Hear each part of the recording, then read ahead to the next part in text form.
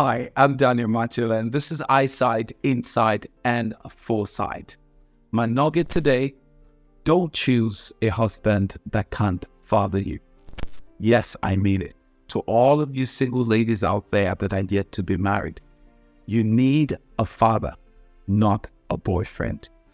Just the other day I was doing my Bible study, and while studying the book of Numbers, I stumbled on a few verses in Numbers chapter 30, and I'm going to read it to you.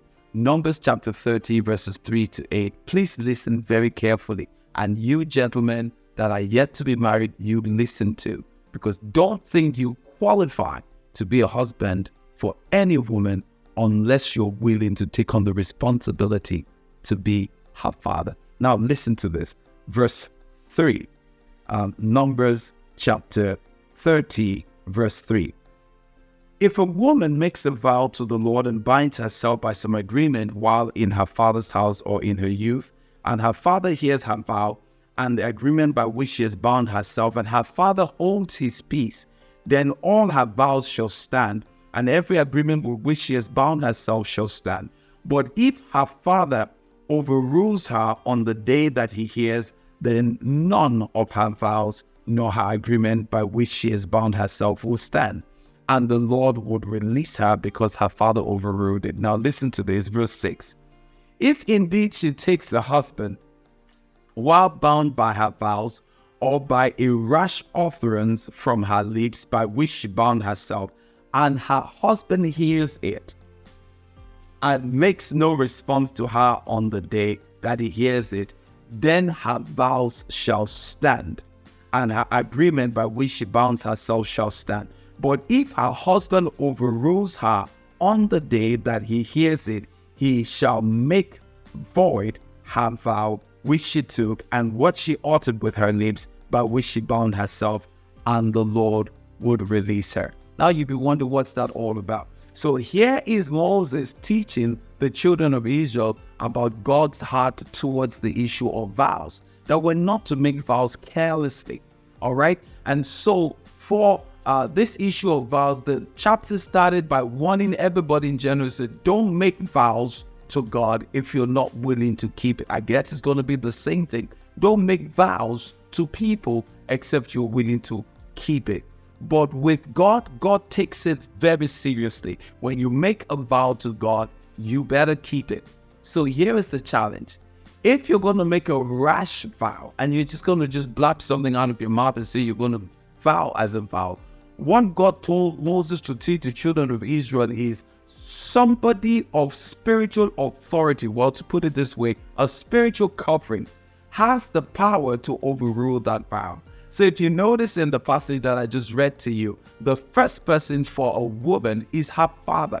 If a woman is single, she's not married, her father is her spiritual covering, and he has the power and the authority to be able to cancel a vow. So if she makes a careless or rash vow to God and say, God, I'm going to do X, Y, Z, and the father thinks, that is a vow you're not going to be able to keep, I'm going to nullify that. He can actually do that. But guess who the next person is that can do that in the life of a woman? Her husband. If she's married to a man, the man carries the same authority as the father to cancel that vow.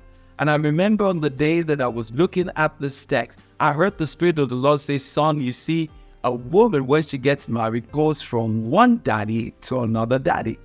That's one of the reasons why we have this ceremony, wedding ceremony, where the man comes in with his daughter as a bride.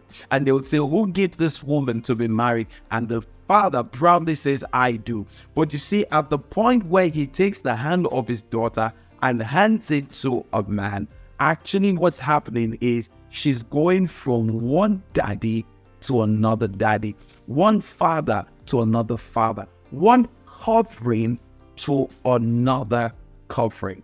Young ladies out there, if a bozo does not have what it takes to father you, don't say yes. Did I say bozo? Okay, that sounds a little bit mean. I didn't really mean to say that. But if there's any guy out there, he's good looking, he drives a nice sport car, does he have the spiritual capacity to be your covering? Will he discern when you are making rash vows and be able to step in on your behalf and cover you before God? Will he be the kind of covering that God expects a father to be?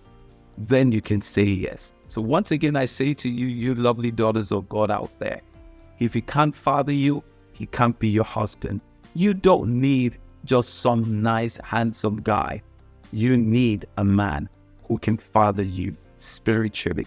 I hope this insight has blessed you. And guess what? For you guys that are out there too, if you don't have the capacity to be able to be that spiritual covering, if you're not ready to step out and be that father figure, then you're not ready to be a husband. Guess what was the most interesting thing about this chapter? Right at the end, I found out one simple statement that was made that says, if you, the covering, witness, if you witness the woman making the vow, it's a rash vow, and you don't do anything about it and you don't stop it, you could actually become accountable before God because you failed to cover her when she was making a mistake. So don't choose a husband unless you're sure he can father you. I'm Daniel Mateola. God bless you.